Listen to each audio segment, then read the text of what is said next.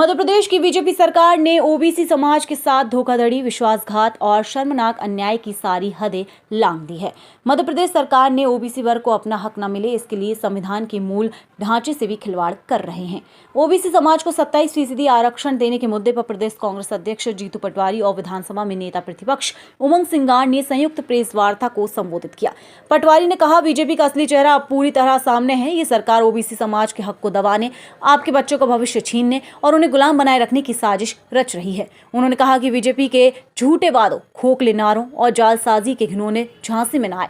अभी 27% आरक्षण के हक के लिए एकजुट होकर सड़कों पर उतरे। उन्होंने कहा, मध्य प्रदेश कांग्रेस ओबीसी समाज के साथ मिलकर प्रदेश व्यापी आंदोलन की आंधी छेड़ेगी। हम बीजेपी के इस ओबीसी विरोधी चेहरे को उजागर करेंगे। मैंने पहले भी कहा कि मूंग खरीदी को लेके मोहन यादव जी को धन्यवाद, साधुवाद। वो हमारे मुख्यमंत्री हैं, हम विपक्ष के हैं, हम विपक्ष का दायित्व निभा रहे हैं। हम उनको हमेशा समस्याओं से अवगत कराते हैं, जो दर्द होता है उससे सरकार को जोड़ने की कोशिश करते हैं। उन्होंने मूंग खरीदी की, मैं उनको धन्यवाद देता हूँ। और जो गेहूं का दाम उन्होंने कहा था 2700 वो नहीं दे रहे हैं, इसके लिए फिर मांग करता हूँ। जो 3100 धान का धोखा दे रहे हैं उसके लिए मांग करता हूँ। जो 6000 रुपया सोयाबीन की बात हुई थी उसकी मैं मांग करता हूँ। और शिवराज जी ने कल कहा कि अमानक बीज यानी किसका पाप है? इसी सरकार का। ये उनका महकमा है। शिवराज जी, आप बयान देके नहीं बच सकते। शिवराज जी, आप बयान देके किसानों की सिंपैथी नहीं ले सकते। आप देश के कृषि मंत्री हो। जरा कृषि विभाग में लगातार एविडेंस के साथ हमने कृषि मंत्री के घर ये अमानक बीज की जो घोटाला है इसको लेकर हजारों करोड़, मैंने पहले भी कहा था 2000 करोड़ रुपए की कमीशनबाजी होती है मध्य प्रदेश में। कम से कम, इससे ज्यादा जाएंगे, कम नहीं जाएंगे। और शिवराज जी के मुख्यमंत्री रहते हुए होती थी, आज भी होती है। तो शिवराज जी, आप देश के कृषि मंत्री हो। मेरा आरोप है, और आरोप नहीं है, तथ्य और तर्क के साथ है। मैं चुनौती देता हूं देश के कृषि मंत्री को। अमानक बीज मध्य प्रदेश में देश में सबसे ज्यादा किसानों को ठगते हैं, सबसे ज्यादा किसानों को धोखा देते हैं। और अगर उसका कोई दोषी है, उसका कोई पाप का भोगी है, तो आपकी सरकार है, बीजेपी की सरकार है। शिवराज जी मुख्यमंत्री थे, वो सरकार भी है। मोहन यादव जी मुख्यमंत्री, ये सरकार भी। तो मैं भाषण देना, बयान देना, सिंपैथी लेना, कीचड़ में जाना, आदिवासियों के साथ अन्याय, अत्याचार, असत्कार होता है तो दोषी कौन है? बीजेपी की सरकार। आपका पाप है, आपकी 20 साल की कार्यशैली है, इसीलिए यहाँ ये हालात है।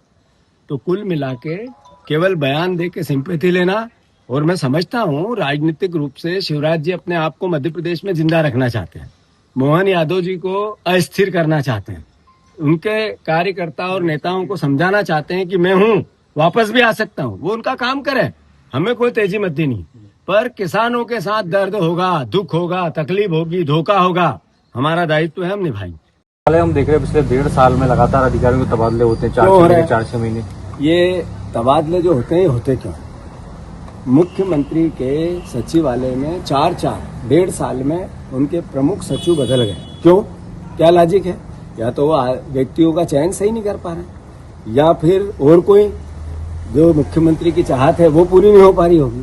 तो ये एहसास कराता है कि कार्यशैली कैसी है, ये एहसास कराता है कि मध्य प्रदेश में अराजकता है, ये एहसास कराता है बार बार ट्रांसफर कि मध्य प्रदेश सही दिशा में नहीं है, गर्त में जा रहा है, कर्ज में जा रहा है। एक भी न प्रशासन की स्थिति अच्छी, न कानून व्यवस्था की स्थिति अच्छी, न आम आदमी को कोई राहत, न युवाओं को रोजगार, न किसानों को सहायता, केवल इवेंट। अब विज्ञापन भी अखबार में आते हैं, जनता नहीं देखती है। जो विज्ञापन आते हैं वो सरकार ही देखती है, जनता से कोई लेना देना नहीं। आज ही मैं देख रहा था, विज्ञापन है पर कोई उस पर केवल सरकार को फिजूल खर्ची करनी है और अखबार को ओबलाइज करना, इसका विज्ञापन। मतलब कुल मिला के प्रशासनिक अराजकता चल रही है। ओबीसी के लोगों के साथ अन्याय, अत्याचार, अनाचार। मुख्यमंत्री की समझ, वो कहते हैं जो खुद पर्ची से आया है, वो कहता है कि एक पर्ची पे 4 लाइन लिख के कोई कानून बनता है क्या? अरे विधानसभा में कानून बना, अध्यादेश विधानसभा में आया, पारित हुआ, प्रशासनिक स्वीकृति हुई, उसको अप्लीकेबल करके राज्यपाल के बाद भेजा। यही अधिकारी थे जिनने भेजा, उनको मुख्यमंत्री कहते हैं पर्ची पे 4 लाइन लिख के। ये भाषा है एक अब कह रहे जीतू भाई मुख्यमंत्री के की? बिल लाया जाएगा उसको लेकर, आरक्षण को लेकर तो अगले सत्र में। फिर मानसून सत्र में। उनकी समझ में फिर प्रश्न बिल पे बिल। अरे बिल पे बिल लाने की बात करना ही राजनीतिक एक तरह से अपरिपक्वता बताती है। Thank you. और होटल और तमाम जितने भी धर्मशाला उसको अधिकृत कर लिया गया, किसी भी कांग्रेस नेताओं को कुछ नहीं ऐसा मिला। है, मैंने जैसा कहा हम विपक्ष के हैं। जहां दलितों के साथ अत्याचार होगा, ओबीसी के साथियों के साथ अत्याचार होगा, जहां अराजकता होगी प्रशासनिक, जहां सरकार का ध्यान आकर्षित करना होगा, हमारा दायित्व है, हमारा धर्म है, हम निभाएंगे। अशोकनगर में एक लोधी परिवार का ओबीसी का साथी मेरे पास ओरछा में आया और उसने अपना दर्द बयां किया। मैंने उससे पूछकर सोशल मीडिया पर वो बयान डाला। कलेक्टर से मैंने स्पीकर पे बात की, उसकी भी उनसे अनुमति ली। बिना अनुमति से मैं कभी स्पीकर पे बात नहीं करता, कोई भी व्यक्ति। जो ये इसका उद्देश्य सिर्फ ये था कि इस अराजकता के खिलाफ सरकार और प्रशासन जागे और जो व्यक्ति है उसको न्याय मिले। पर सरकार को जब कहावत है कि जिस सद्बुद्धि दुर्बुद्धि आ जाती है, विनाश काले विपरीत बुद्धि। मेरे पे एफआईआर की, मैं एफआईआर के लिए नहीं जा रहा हूं। एफआईआर 100 कर दें, पहले भी करी है, 36 चल रही है। उसका दर्द नहीं है, दर्द है उस व्यक्ति का। क्राइम मिटाना था, व्यक्ति को जिसने दर्द दिया उन व्यक्तियों पर कार्रवाई अपराधियों पे करनी थी, करी मुझ पे।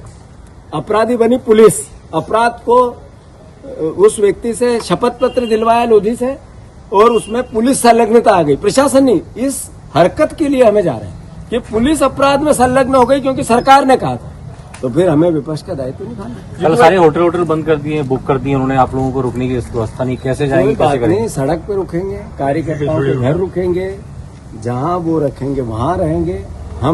पुलिस ने एफआईआर की, हमें जाना पड़ेगा। और ये गिरफ्तारी नहीं है, ये मैसेज है कि अगर अन्याय करोगे कांग्रेस एकजुटता से लड़ेगी, एक कदम भी पीछे नहीं हटेंगे। 27 एक कदम भी पीछे नहीं हटेंगे। जब जब आप अन्याय और अत्याचार करोगे, हम लोकतांत्रिक लड़ाई लड़ेंगे। कांग्रेस पार्टी देश के आजाद कराने वाली पार्टी तो ही है, पर बाबा साहब अम्बेडकर के विचार को भी आत्मसात करने वाली पार्टी है। जरूर लड़ेंगे। वहीं नेता प्रतिपक्ष उमंग सिंगार ने कहा कि पहले शिवराज पिछड़े मुख्यमंत्री रहे, अब मोहन यादव हैं, ये पिछड़ों को और पिछड़ा कर रहे हैं। सिंगार ने कहा कि भाजपा सरकार 27% आरक्षण न देकर ओबीसी वर्ग के युवाओं के भविष्य के साथ खिलवाड़ कर रही है। उन्होंने कहा राहुल गांधी जातिगत जनगणना की बात करते हैं, लेकिन आरएसएस और भाजपा की मनुवादी सोच दलित, आदिवासी, ओबीसी और अल्पसंख्यकों को उनका हक नहीं देना चाहती। नेता प्रतिपक्ष ने सरकार से मांग की है कि तत्काल 27% ओबीसी आरक्षण लागू किया जाए, वहीं 13% होल्ड पदों पर भर्ती की जाए, नहीं तो सड़क से लेकर सदन तक लड़ाई लड़ी जाएगी। लेकिन मैं समझता हूं कि भारतीय जनता पार्टी की सरकार आदिवासियों को पट्टे देने में भेदभाव कर रही है।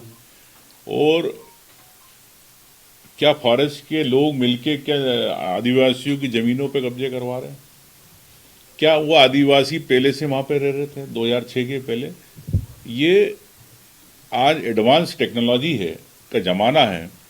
हम आवेदन निवेदन पे लगे रहते हैं कि सरकार को जब गूगल मैप है, गूगल इमेजरीज आपको सभी को एक पब्लिक पोर्टल पे अवेलेबल है, तो 2006 के पहले जो काबिज थे जिनकी जमीन है उसकी आप इमेजरी निकाल लो। ये जो दावे आपत्तियां हो रही है, नए आवेदन आ रहे, पुराने आवेदन आ रहे, तो इनको लेके सरकार स्पष्ट नहीं है। क्या फॉरेस्ट डिपार्टमेंट के पास क्या नहीं है, क्या इमेजरीज नहीं है? तो मैं अवेलेबल करा देता हूं 2006 की पहले की। मुख्यमंत्री जी उसके आधार पे सबको पट्टे दे, खत्म करे। सुप्रीम कोर्ट ने भी कहा वो वैलिड है। वहां के ग्राम सभा में जो बड़े बुजुर्ग लोग जिन्होंने कहा कि हम यहाँ पर ये लोग काबिज है, तो उस आधार पे दे। किस आधार पर जिले की कमेटियां निरस्त कर रही है, ये समझ में नहीं आता। ये राजनीतिकरण हो रहा है। और मैं सोचता हूँ कि आदिवासियों या अन्य समाज जो कई सालों से उस जमीनों पे है, उनको हक मिलना चाहिए तत्काल। हमने नेपानगर से शुरुआत करी है, कई जगह इस प्रकार की बात है। और मैं तो ये भी कहना चाहता हूँ, सुप्रीम कोर्ट के अलावा भारत सरकार के 3/5/2025 को जो आंकड़े भारत सरकार ने दिए, उनके हिसाब से राज्य सरकार ने 3.25 लाख पट्टे निरस्त किए। तो क्यों करें? ये बताएं। आप पट्टे देना नहीं चाहते हो और आपकी सरकार, आपके अधिकारी पट्टे निरस्त कर रहे हैं। ये सही है, भारत सरकार की रिपोर्ट है, उसके पोर्टल पे ये 31/5/2025 की रिपोर्ट है। मैं यही कहना चाहता हूं कि और यहां पर मुख्यमंत्री जी कहते हैं कि 2.5 लाख पट्टे अभी हमको देना है। तो क्या केंद्र सरकार झूठ बोल रही है कि मध्य प्रदेश सरकार झूठ बोल रही है? ये स्पष्ट करे। ये सब चीजें पोर्टल पे है। मैं समझता हूं कि इस पे तत्काल सरकार को संज्ञान लेना चाहिए। या तो केंद्र सरकार को झूठी बात कर रहे हैं, झूठे जवाब दे रहे हैं यहाँ के अधिकारी, उन पे तत्काल कार्रवाई होना चाहिए। और अगर यहाँ पर इतने लोगों के लंबित पट्टे हैं तो मेरा यही सुझाव है मुख्यमंत्री जी को कि तत्काल गूगल इमेजरी से उठाए, अधिकारियों को बोले और एक एक जिले के अंदर की रिपोर्ट, कोई बड़ी बात नहीं है, 1 महीने के अंदर रिपोर्ट बन जाएगी, किसी की आवश्यकता नहीं कागज लेने की। लेकिन सरकार पट्टे देने में भेदभाव कर रही है और जो हकदार है, जो पिछले 2006 से पहले से वहां पर रहते आ रहे, उनको नहीं देना चाहती।